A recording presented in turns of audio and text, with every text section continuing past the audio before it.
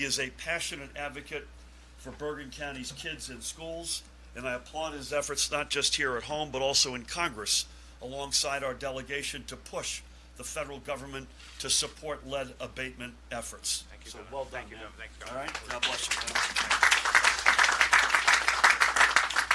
you. And likewise, the team to your right, this is an issue that Senator Lagana and the Assembly members Swain and Tully are also taking head on in the legislature, and Chris has a particular perspective on this, not only as a assemblyman, but also with an experience on the federal side of the House, including with Josh and Senator Lautenberg.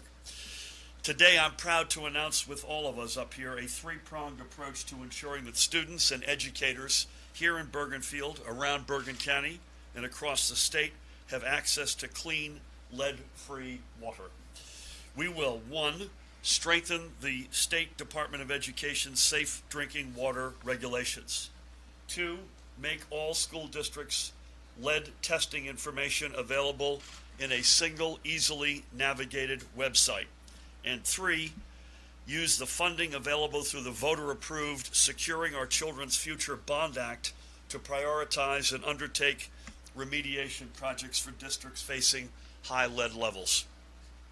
To the first point, Commissioner Reppolette and the Department of Education will seek new state regulations to cut in half, from 6 years to 3 years, the time between which every public school must undertake a complete lead testing protocol for their water. The current once every 6-year regime was adopted more than 2 years ago before we got here, and we recognize that we must do better. Additionally, the department will include in these regulations new direct enforcement powers to ensure that schools are transparent in the public reporting of their lead testing results and remediation efforts. To further ensure transparency above and beyond the district level, the Department of Education will create on its website a single central database of all school lead testing results. In addition, this database will note when districts file their required annual statements of assurance that they are in compliance with all applicable regulations, or when they fail to do so. This means that residents and educators will no longer have to dig through their school's website for information, and that policymakers and others won't have to navigate a laundry list of websites to get information across districts. Finally, for districts which we know already have experienced higher levels of lead in their water, our administration will turn to the $100 million in state funding secured specifically for school water infrastructure improvements through the aforementioned Securing Our Children's Future Bond Act, which the voters of New Jersey approved last November. And our teams across many agencies have been working feverishly to get ready and prepare to go to launch that. Together with Commissioners McCabe and Reppolette and their respective teams, we will prioritize lead remediation projects based on the results of the initial round of required statewide testing from 2016 and 2017. This will allow us to get these projects done more quickly so students and faculty can rest more easily about the safety of the water in their schools. And in doing so, we will allow the departments to then put their focus on remediation needs elsewhere as further testing results guide them. As I said, lead contamination is not a Newark problem or an urban problem. It's not just a Bergen County problem. Freeholder Tom Sullivan is with us and can attest to that. It's not a short-term problem. It's a problem that has been building over decades in communities up and down our state and indeed across the country. It's a challenge that we must take on together at all levels of government and not just when we are forced to act.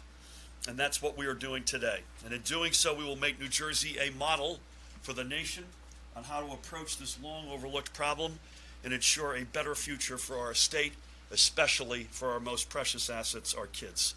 It is now my pleasure and honor to introduce a friend and a champion for our communities. Please help me welcome Congressman Josh Gottheimer. Thank you.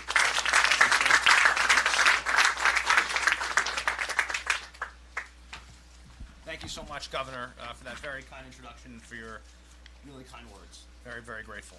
And we are really lucky to have a room full of such esteemed leaders from our community, and so obviously our incredible incredible team to our right with Assemblywoman Swain, Mr. Lagana. Yeah. Joe's been an incredible leader and friend, and Chris Tully, who's also just done such an excellent job on these issues and so many others. We're also very lucky to have in the room here our council president, our council members, our other Dr. Tully, our excellent freeholder does a great job, our mayor, and I hope I didn't miss anybody else, but if I did, Chris Tully gave me the list. So I don't do that. yeah, it's an old trick. Yeah. By the way, it's in crayon. By the way, it's in crayon. Just kidding. I do want to thank Governor Murphy again for his excellent leadership and for being in our community this morning as we sound the alarm on this threat to the health and safety of our families and children, dangerously elevated lead levels in our drinking water. We are here this morning because every child deserves to drink water that's free of lead, and every parent deserves to know if their child's school has lead in their pipes, sinks, or water fountains. I'm grateful that we're here to announce steps to do just that. And the governor, I think, the announcements he made today are incredibly important and are going to have a real impact to help our children and our families. Giving parents and communities easy to access and up-to-date information on their child's school water so they can make the right decisions. It's a level of transparency many of us have been calling on for years now. But that's not happening across the board in New Jersey right now, unfortunately, including in many of our schools right here in northern New Jersey. In many schools, despite what's required by state law, it's hard to figure out if they've tested water for lead. Or if they have, if there is a problem, it's unclear to parents if they've actually addressed it. And that's why we're here today, and why the governor took those important steps today, to give parents more information. It's just common sense. This weekend, my office issued a report that checked every school district in the counties I represent to see if parents could find basic information required by law. Has their school tested for lead in the water, and what was the result? Again, basic transparency, putting that information out there. We did our best to find the information just like a parent would. We searched and searched and searched. And by the way, maybe it's there, but it's really hard to find. And that's exactly the opposite of what a parent needs. Here's what we did learn. Of 85 school districts here in northern New Jersey, a significant number have not reported their lead testing results in an easy-to-find way on their websites. More than half of our school districts indicated at least one outlet within their system that had a problem with lead in their water. Now, many, if not all, I'm sure, have addressed any issues they posted about. But that's unclear if they have. And I'll tell you, as a parent, I want to be able to just go someplace, look it up quickly, and find an answer. Is there a problem in my school or not a problem in my kid's school? It's anything else is unacceptable. Why is this so important? As the governor and others have talked about, exposure to lead can have a severe impact on our children, stunting development, causing learning disabilities, hearing loss, seizures, and irreversible harm to brain development, the nervous system, and vital organs. Many of our schools are older, so their pipes, sinks, and water fountains predate that transition to lead-free pipes. Right? From our tunnels to our bridges to our roads, we all have discussed our need for massive updating and improvement of our infrastructure, and our pipes are no exception to that. You just can't close your eyes and hope it will go away. It's why we're working so hard, whether on the Gateway Project or others federally, to make sure we get investment in infrastructure. It's so important. So to me, there are just 5 quick steps we can take to give parents, teachers, and communities the information they deserve about lead levels in their schools, so they're well informed and can take those necessary measures. First, if school districts have not already done so, it's critical that they conduct lead tests in their schools as soon as possible. And I'm with the governor, right? We should shorten how often we have to conduct these tests. It shouldn't be every 6 years. I agree, it should be shortened. Second, school districts should also make all test results widely available in an easy-to-find place on their websites, in plain speak, so that all New Jersey parents have access to this critical information. If there is a problem, they should have to follow up the next year and post the steps they've taken to remediate. Seems basic common sense. Third, schools should also be required to test their water for lead and disclose findings, as I said, more than once every 6 years. Now, why is what the governor said so important about shortening? If you think about if a child starts K to 12, all right, is what we're used to. So you're telling me that half the time our children are in school, you might not know if they fixed the problem or if there is a problem? That seems an unacceptable number. We should do it more often. Fourth, New Jersey and all states should create an easy-to-access central database that schools report into every year with lead water results for parents. I'm thrilled the governor announced that we're going to be doing this today. I think it's really, really important that we have a central portal where you can just go to as a parent, Look up your school, see if the information's there, and make a decision. And every community, of course, should make their own decisions on how to handle it, but they should have the information. Finally, the state of New Jersey must strictly enforce a law that's already on the books. And I'm glad the governor is announcing steps today to do that. As our report shows, without full enforcement, lead water disclosure laws will have the unintended effect of not getting followed, and could, of course, year in, year out, you might not have that information. We've got to make sure that we actually enforce the law on the books. The bottom line, our goal is 100% compliance from our school districts of this state law, and 100% enforcement from the state to make sure that parents have the information they need about their kids' safety. And lastly, on the federal level, I was very proud that last Congress, a key piece of my bipartisan legislation, the Lead-Free Schools Act, was enacted into law, creating targeted pilot programs using existing resources to improve drinking water infrastructure in our schools nationwide, addressing lead in the water. Right now I'm working on new federal legislation to claw back the resources to New Jersey to help fix the pipes from all the moocher states so that we can actually identify and replace those lead pipes here, and promote transparency by making the results accessible to families online. Right? We pay far too much in taxes. Those dollars should be coming back here to fix our infrastructure. And by the way, Senator Booker took a very important step to that end, legislation that was signed into law on Friday, and I know it was led New Jersey, and the governor and others worked very hard to help pass this too, which will help replace lead-coated pipes in our schools and homes. A very, very important measure. This bipartisan legislation can help everyone, and it's one of those things we can work together on to solve a clear problem. I'm proud to have worked over the past several years, not only with the governor and his office, who's done a tremendous job together on this issue, but with State Senate President Steve Sweeney, State Senators Lagana and Oroho, Speaker Coughlin, Assemblyman Tully, Assemblywoman Swain, the League of Conservation Voters, the Sierra Club, Clean Water Action, and so many others. The point is, this is a bipartisan effort and a team effort. We all have to work on it to ensure that in the greatest country in the world, our best days are ahead, our children are always safe and happy and healthy. That's our responsibility. God bless you, and may God continue to bless the United States of America. Well done, man.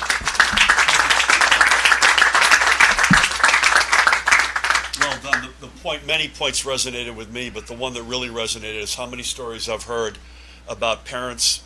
It's an incredible maze, and how to find the information about your kids' schools on lead is unacceptable, which is a big part of the steps we're taking today. Thank you. They asked me, we met in Asbury Park, which is the background. Some of you heard this before, but they asked me when the dynamic in education in our administration changed, and I said when the big man joined the band. Please help me welcome Commissioner Dr. Lamont Reppelant.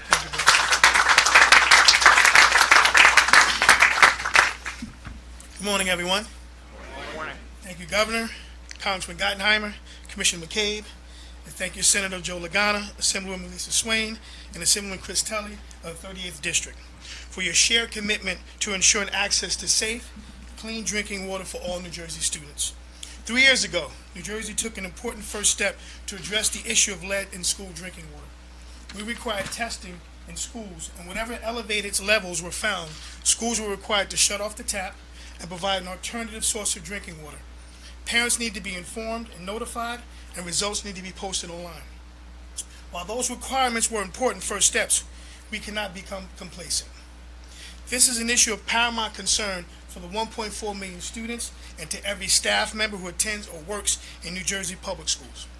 When parents send their children off to school each morning, they need to feel assured that their child are going to a safe learning environment.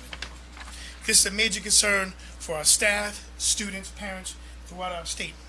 And as a former superintendent, principal, and teacher, it is a concern of mine.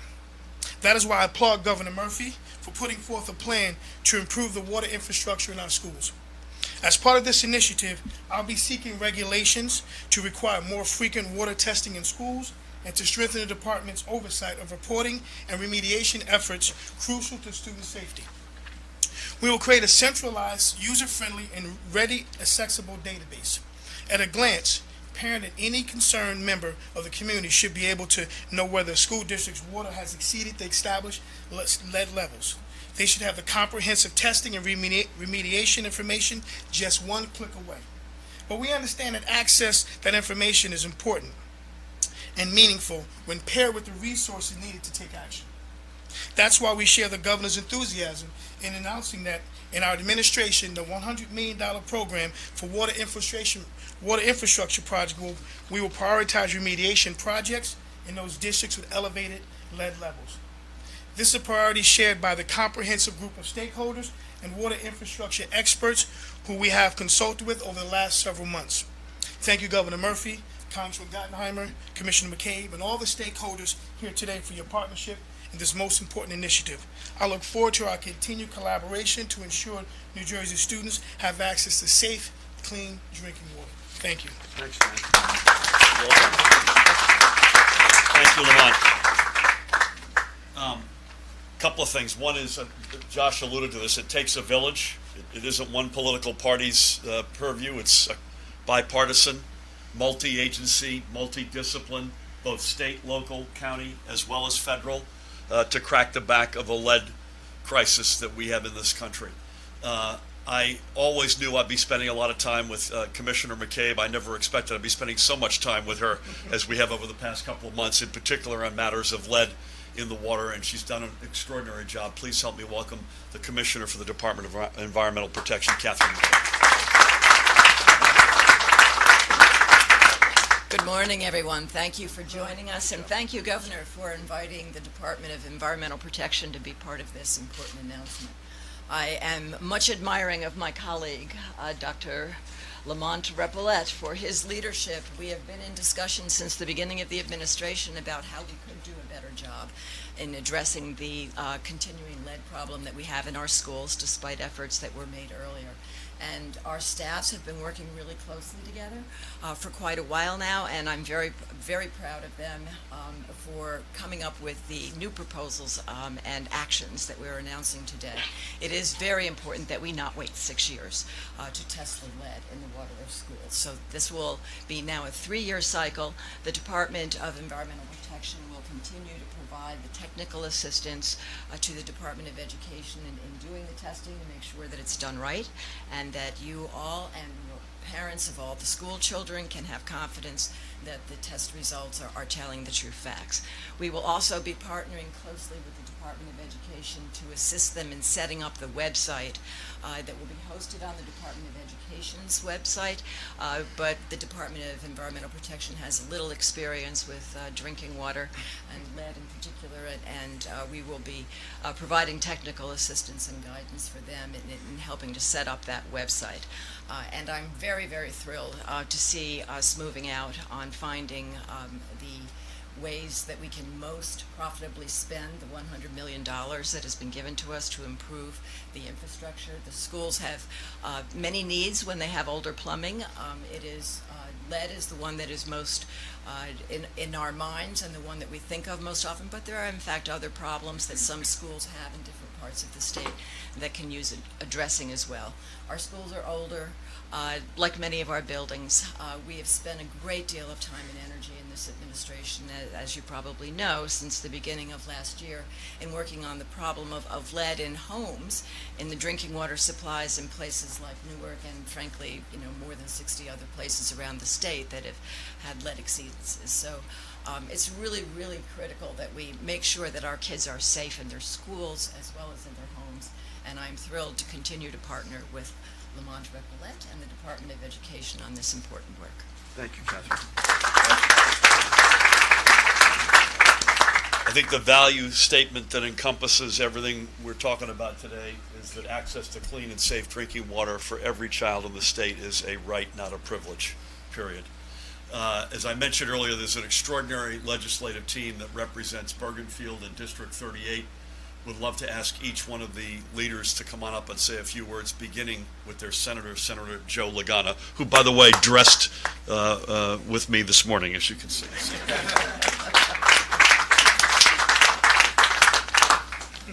Thank you, Governor Murphy, members of the administration, Congressman Gottheimer, and my team here in District 38, as well as the local elected officials and our freeholder, Tom Sullivan, who's here. We heard a lot about the issue of lead in the water, whether it affects schools or homes. It's a big issue in my district as well as in the county itself. We were kind of thrust into this this topic, this issue, several months ago when some random testing was done throughout Bergen County, and there were a number of towns that came back with lead levels that exceeded what is permitted by the DEP or the EPA, and we were immediately meeting with the water company. The county executive was deeply involved, and we really had to delve into what did the laws look like, what were the requirements that were there, what were the regulations that were really in place at the time, and it kind of spurred on our end, on the legislative end, us to look at our existing laws and how we can make them better. We have a package of bills which take a comprehensive approach designed to address many of the underlying issues causing excessive lead levels in our state's drinking water. Our bills, and I say our bills, I'm sponsoring in the Senate, and Chris Tully and Lisa Swain are sponsoring in the Assembly. But our bills not only cover schools and daycares by requiring testing and notification of lead action level exceedances, but they also increase requirements and oversight on water systems, landlords, and others. We're working with Governor Murphy, who's been an amazing partner during this time period, as well as our colleagues across the state, in the Senate, in the Assembly, and of course we are working hand in hand with the county executive and with Congressman Gottheimer, who's been amazing on this issue. We must ensure that everyone in the state, and in particular our children, have access to clean drinking water, and we must create greater transparency on this topic so parents can have peace of mind when they send their kids to school every morning. One of those parents is me. I have 3 kids. 2 of them go to public schools in Paramus, and of course, not only is it, it's an issue sending your kids to school, worrying about them getting good grades, and social media and bullying and everything else that goes along with being a student nowadays. We at least want them to be able to go to the drinking fountain and get some clean water. I mean, that's the least we should ask for. That's quite frankly, they deserve that. This is an issue, a topic that's going to take time. It's going to take collaboration, and most importantly, it's going to take money. I'm glad that there are funds available. I think as a legislature, it's imperative on us to make sure that there are always funds available to tackle this important issue. It requires our utmost attention. I'm very happy that Governor Murphy is here today in Bergenfield, and he's been really an amazing partner in this, as well as Congressman Gottheimer. I think the feds should pay up. What do you think? As long as you get it from the moocher. The moocher states got to pay up. But I'm very happy to be here, and I'll do all that I can in the Senate along with my colleagues, and work hand in hand with the governor and our federal partners to make sure that we tackle this issue head on. Thank you. Thanks, Joe. Thank you, Joe. Again, an extraordinary team in District 38. Please help me welcome up another of its members, one of my running partners, I have to say, Assemblywoman Lisa Swain.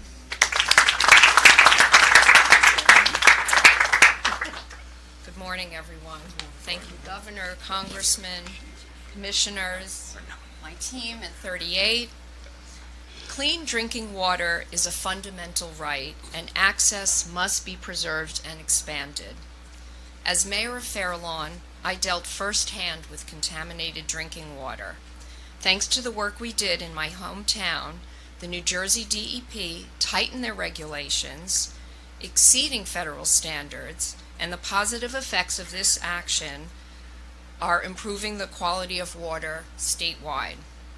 As an Assemblywoman, I've continued this important work, and our bill package addresses lead in schools while also taking a broader approach to increase regulation and oversight on water systems and landlords by helping towns fund lead service line replacements and by ensuring free water tests for all water system customers when there is an action level exceedance. I am currently working on a bill that would examine the standards and testing requirements for currently unregulated chemicals such as the PFOAs, and ensure that the public is knowledgeable about exactly what they are drinking. No child should be damaging their health by drinking water in a place where they are supposed to grow and learn. We must ensure access to clean water and a clean environment for everyone, particularly for our future generations. Those are our responsibilities as legislators, as citizens, citizens of the earth, and I look forward to working with the governor and others to fulfill those crucial obligations. Thank you. Thank you, Lisa. Thank you, Lisa. And again, the invaluable perspective that you have as a former mayor cannot be overstated, so thank you very much again.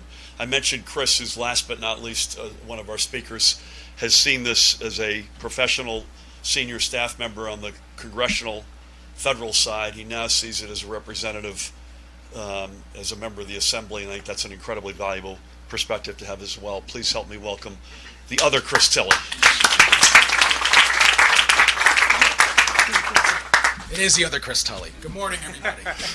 I want to thank the governor. Thank you so much for choosing Bergenfield, our commissioners, for being here today. And thank you, Congressman Gottheimer. It's been an honor to work side by side with you, first as your district director and now in the State Assembly. And I look forward to working closely with him for all you've done for the residents of District 38 and all offices, our colleagues in the legislature and across the state, and most importantly, concerned parents and students in our communities to remove lead from our schools and our homes. And really we're here, yes, as leaders, but at the end of the day we're here as parents, because my son, he just turned 3 over the weekend, and you want to do everything you can to keep, thank you. Kid's Yes, cute. thank you, yes. Kid is very cute. And you want to do all you can to keep your kids safe. And this is why we have to make sure that kids have access to clean drinking water at home and at schools, and it's a priority for the District 38 team. And as you kind of said earlier, it does take a community, it does take leadership, and we have a wonderful, amazing community here in Bergenfield. Thank you, Dr. Tully, for holding up the Tully name here in town, but all you do for prioritizing education and the safety of our kids here. Julia with the Bergenfield Education Association, our former superintendent, Dr. Kuchar, and of course our governing body, Borough Administrator, Chief now, and of course Freeholder Tom Sullivan, one of Bergenfield's favorite sons. We have been doing a lot here in Bergenfield, and I've touched this as a councilman here, as an assemblyman, and also in Congressman Gottheimer's office. This problem, it faces various capacities of public service, and includes, in our bill package that we've introduced as district mates, includes regulation and oversight of schools, daycares, water systems, and landlords to ensure that water system customers, schools and daycares, and proper state and local authorities are quickly notified of exceedance, and to make it easier for towns to replace lead service lines.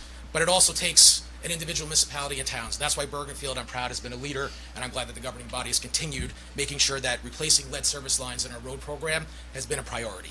And of course, my time with Congressman Gottheimer, working with him side by side, making sure that clean drinking water is not only a priority, but is one of the things that we must tackle and must tackle right away. And that's why we pushed together for more transparency in lead school testing, and to make sure that we have that centralized database, because we've all said it, there's no easy solution for this problem, but parents deserve to know if their child is going to be safe at school. And that's why I promise to continue this fight until we resolve the problem of lead in our schools, keeping our children healthy, and it should be a top priority for the state of New Jersey. Thank you so much, everybody, and God bless. Well done and well said, everyone. I feel like we've borrowed someone's classroom. Is that right, Dr. Tully? No, you're in the library. The library, okay. All right. I have a great library joke, but I'll hold off on that for another time. A couple of quick questions before we break, please. Governor, hi, I'm Stacey Barchinger with the USA Today Network here in New Jersey. I have a question about the $100 million Bond Act.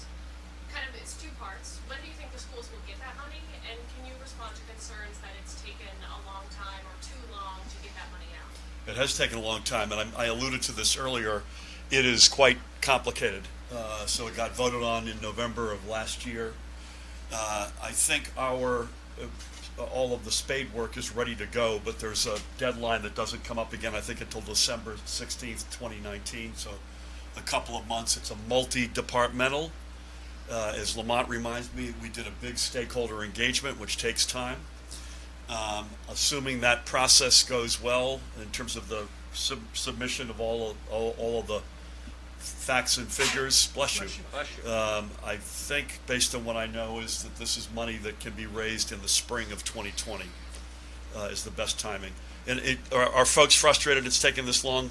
Count me on that list, but that's not for lack of a lot of work. I mean, literally moving heaven and earth this is really complicated stuff. And what we're saying today explicitly, which has not been said before today, that districts that have had a lead exceedance in their measurements will be eligible to be first in the queue for that money when we do raise it. So it is coming. Not as fast as we'd like, but it's not for lack of a lot of work. Please. What do we know about the scope of the problem in the schools statewide and here in the county right now? Well, the statewide, Catherine, I think, can address, and I think Josh alluded to, it wasn't just Bergen, that was all of your district, right? Yeah. Do you want to start from the state in terms of school in particular you're talking about? Yes. Yeah, the schools have already had already moved out and done quite a bit of work since a few years ago when the focus was turned to that. So my understanding is that there's only maybe a couple of dozen schools right now that we know of that have the lead action level exceedances at this point. But if you're only testing every 6 years, you're never sure until you go and test again, which they'll need to do, and you need to keep testing because these are old pipes and the water chemistry affects what happens as the water comes in through the pipes and through the plumbing and the fixtures and the fountains that the kids are drinking out of. So we have to stay constantly vigilant, and that number may never be zero. It may be a work in progress until we replace every last piece of lead pipe and every last piece of lead solder in the plumbing fixtures in our schools. Yes, that's why this announcement is important. We're looking at increasing transparency, strengthening our accountability system, and ensuring that we work together to make sure. So whether it's our QSEC monitoring, whether it's our county offices, and our Office of Fiscal Accountability, everyone now is working on one accord. Where in the past we were kind of disjointed and working in different areas.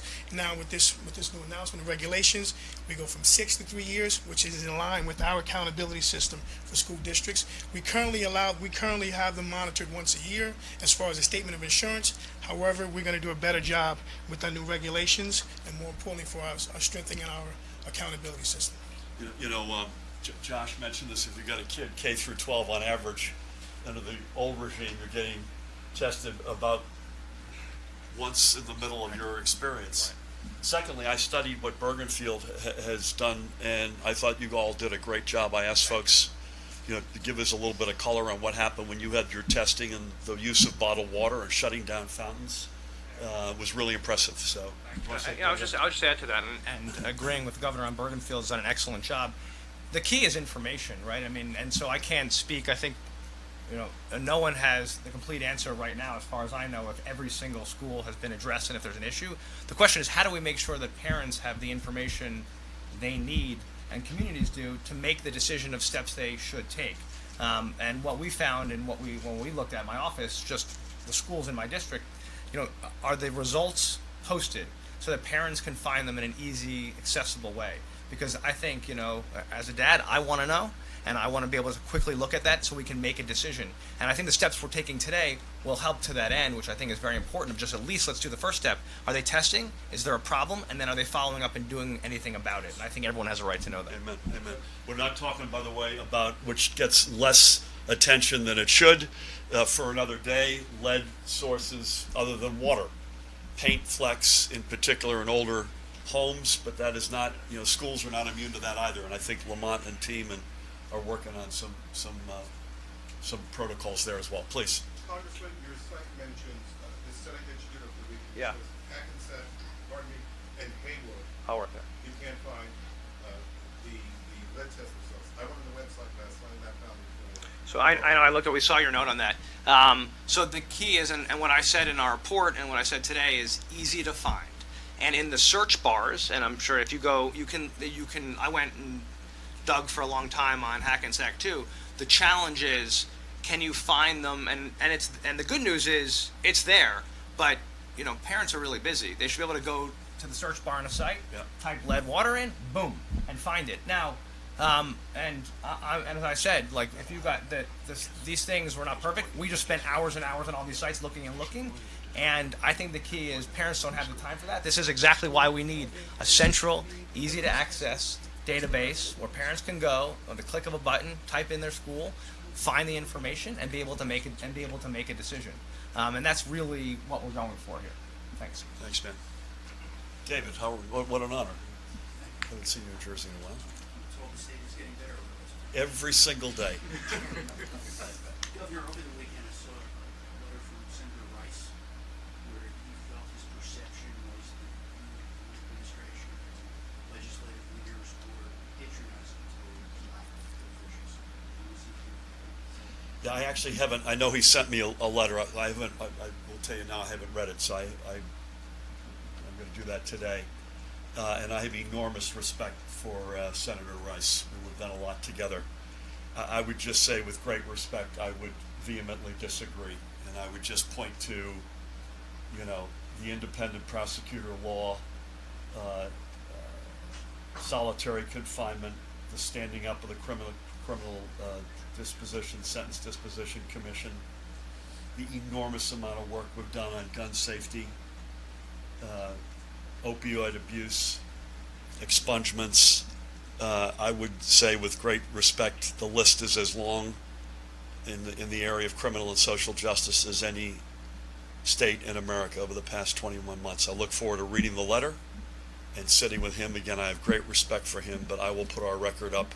Is it perfect? No. Do we still have a road to travel? You bet. But I'll tell you, I'll put our record up against anybody's. Anybody else? One more sec, sir. Governor, what do we know about Hoover? I mean, we're making the announcement. You're making the announcement here Yep. for a reason. Are the lead pipes even? Are there levels that the federal So Dr. Tully or the principal may want to answer this. My assessment, my readout over the weekend was about the Bergenfield districts. It wasn't specific to the school. How are we doing here? Yeah, so Hoover School, any outlets that were showing. Do you mind coming up? Sure. The Dr. Chris Tully. Tully, Our Chris is working in his doctorate, by the way. So you're gonna Tully sandwich. exactly. I'm sorry, who asked the question? Right here, sir. So in 2016, we tested all our school outlets, and any outlet that was found to have any amount of lead was taken out of service and replaced with brand new outlets with filters attached, and anything that we weren't able to remove from service was permanently taken out of service, so we didn't have to worry about it in the future. Yes. I'm asking on Fox 5. I'm from Virginia. What is a moocher state? Welcome to Jersey. We're in Virginia.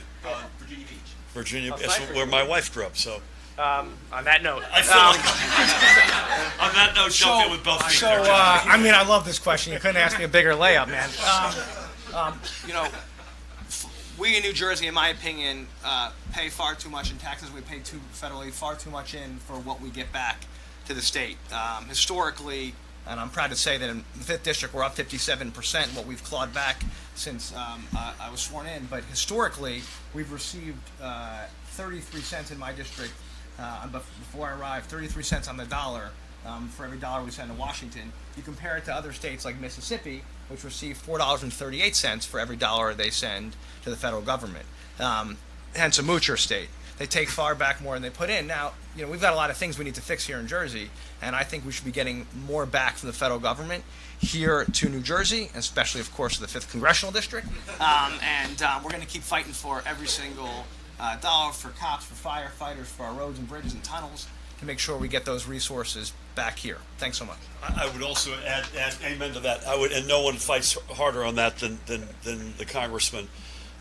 It's been probably the theme in terms of defining our administration's relationship with our congressional delegation since we've come into office. It's the number one, I'd say, alongside pushing back on deleterious, destructive steps being taken by the Trump administration, and before the Democrats won the House, the Republican Congress, dividing us versus them, anti-immigrant, whatever it might be. Alongside that, getting our fair share out of Washington has been about job number one. We're doing better. We still have a ways to travel. Things like the SALT cap, which we have bonded on together, the two of us and our teams, is something, is an example of where some other folks who are not our friends are trying to exacerbate that give-get relationship, and no one fights stronger than Josh. I want to thank my colleagues up here, the commissioners, congressmen, representatives of the 38th, mayor, freeholder, council president, Dr. Tully, representing the education side of the house. Thank you all so much for coming out today. Wish you a great week here in Bergenfield.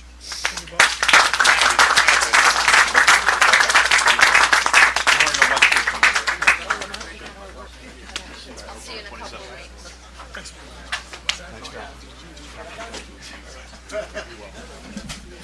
Thanks, guys. Harbin.